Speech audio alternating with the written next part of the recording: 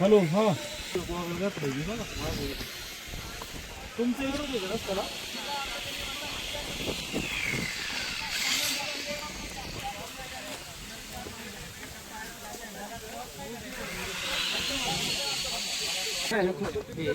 रस्ता खालून जायचं विरोध आहे.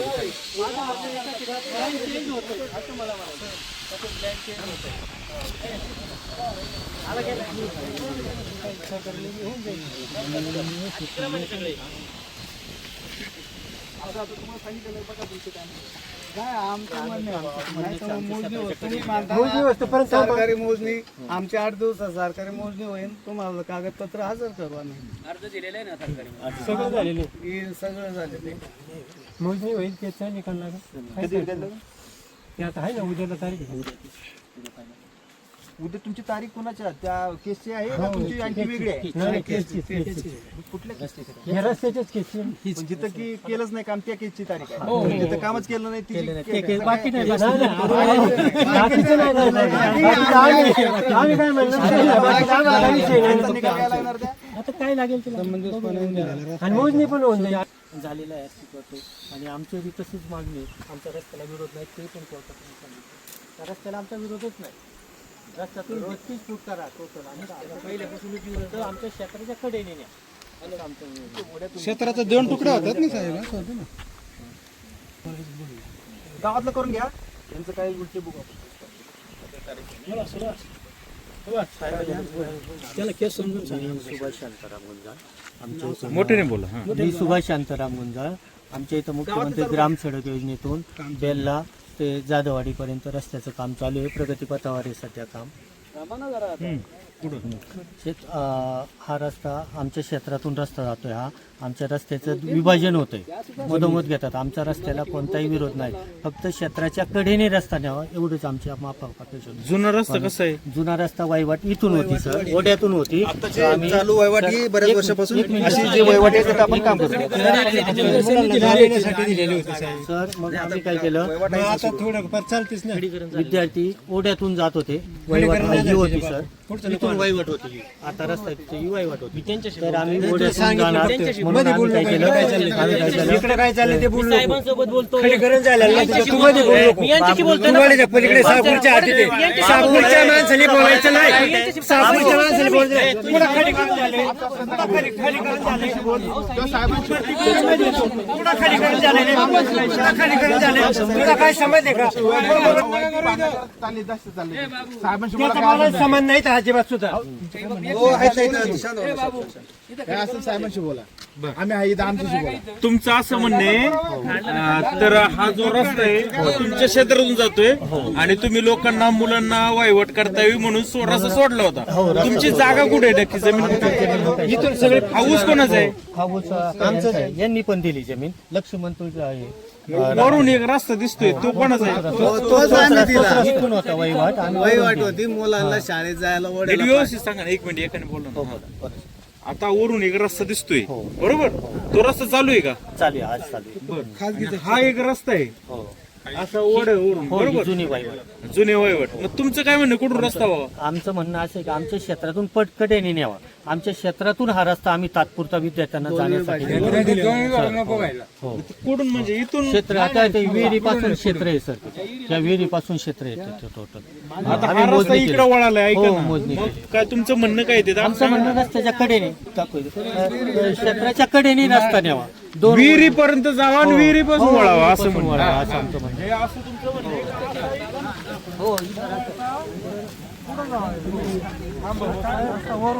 आमची मुलं ओढ्यातून येत होती आम्ही शाळेला. त्यावेळेला हे आहे ही 2-3 लोक आहेत वरती जमिनी आहेत यांच्या. यांनी आम्हाला ओढ्यातून यावं नाही म्हणून यांनी स्वतःच्या जमिनी देऊन वरून रस्ता दिला होता तात्पुरता. तर तीच वायवाट समजून आता त्याच्यावर रस्ता रस्ता करायची सोय चालू. कच्च्या रस्त्यावर पक्का रस्ता केला जातो. तुमचं म्हणणं आहे पण आता जर त्यांच्या जमिनीतून रस्ता जर केला तर त्यांच्या जमिनीत 2 तुकडे होतात. त्यांची जमीन इथपर्यंत खालपर्यंत येते. सर्वे करताना कुठल्याही ग्रामस्थांना काय त्यांनी विचारलं नाही. डायरेक्ट आले आणि सर्वे केला. एका माणसाच्या हातात धरून. नाही, इथं आता कच्चा रस्ता आहे. इथं विचारायला पाहिजे होतं कुठून घेऊ काय घ्यायचं, गावकडनं विचारायला पाहिजे. बरं आता ऐका ना, तो तो वरचा रस्ता मान्य का इथून करायचा? इथून पाहिलं का? ते त्यांच्या क्षेत्रातून आहे साहेब. क्षेत्रच हे पण वडा पण वाहून गेले. तात्पुरता त्यांनी क्षेत्रातून दिला होता लोकांना. हे क्षेत्र जे आज आपण उभे आम्ही मूर्ती मागवली फक्त तुमचं म्हणणं आहे इथून रस्ता व्हावा. आणि असं कडेने कडेने मिळालं. नाही, नाही, एवढं बसलं का? असं कडेने आहे ना, तरच गावात रस्ता निघतो. जागा आहे भरपूर. इकडून करू नये तो नाही, नाही करू नये. त्यांचं म्हणणं वरून करायचं आता त्यांना. त्यांचं म्हणणं असा हा, असं करायचं. कॉन्ट्रॅक्टरचं म्हणणं असं. दिला होता आम्ही ग्रामस्थांनी त्या लोकांना विनंती करू. शेतजमिनीवाल्यांनी स्वतः रस्ता दिला होता.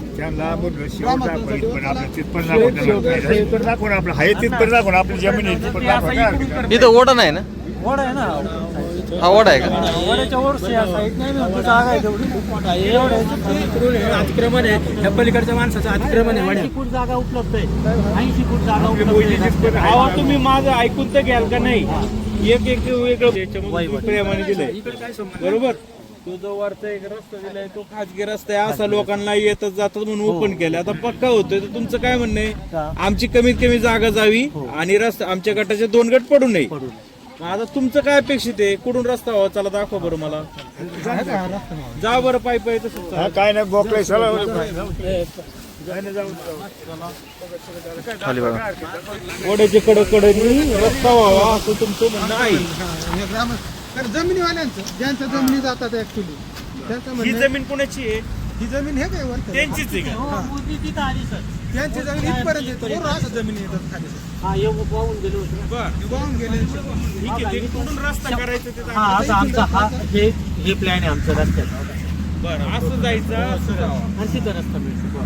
तिथं अधिकारी कुठून करायला आधी बघताय? करून जो अस्तित्वात ते म्हणतात तसंच आम्ही करणार. पण अस्तित्वात साहेब तो अस्तित्वात म्हणजे आम्ही आता ते बघा ते तिकडं आता ते मशीन उभं आहे. तिकडून एक रस्ता दिसतोय म्हणजे आता तो खाजगी का काय तर तुम्ही बघा ते तिथून इकडं वळणार आहे का तो रस्ता? हो तिथून इकडे. इकडे नाही नाही वरून रस्ता आहे साहेब. चालेल. वरून हो चालतंय. वरून रस्ता आहे. म्हणजे वरची जमीन तुमची आहे, निम्मी जमीन इकडे राहते. मग वरून रस्ता जर गेला साहेब तर ह्या जमिनीचे 2 तुकडे. ह्या जमिनीचा उपयोग वयवाट करता यायचे नाही. म्हणून मग त्यांचं म्हणणं आहे काय खालूनच रस्ता घ्या म्हणजे वरची जमीन वापरता येईल. टोटल बेल्यापासून जाधववाडीपर्यंत ओढा नाही ना? सर बेल्यापासून जाधववाडीपर्यंत जिथं जिथं ओढा आहे तिथं ओढ्याच्या कडेने रस्ता आणला आहे.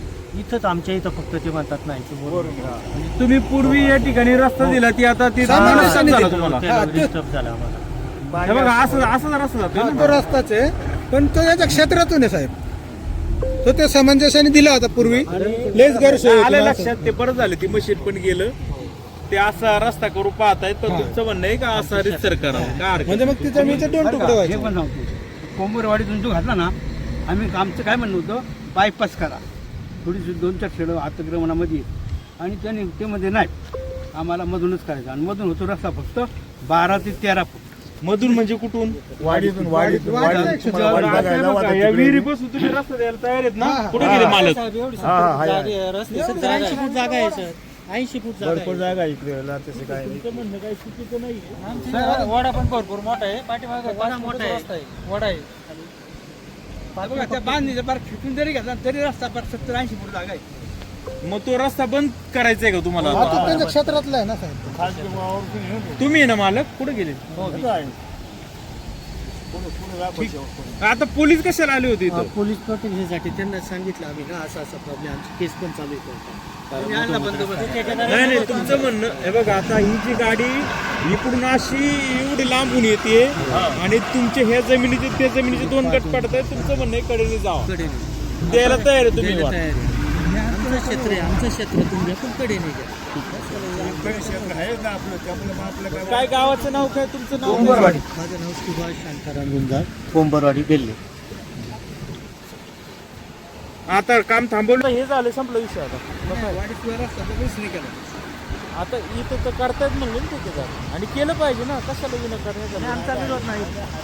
साहेब विरोध नाही. रस्त्याला विरोधच नाही. 2 गट पडतात आमचं.